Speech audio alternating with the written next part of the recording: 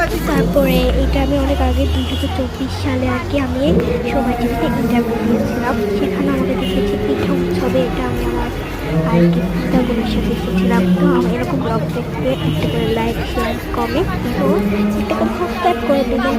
আসসালামু আলাইকুম।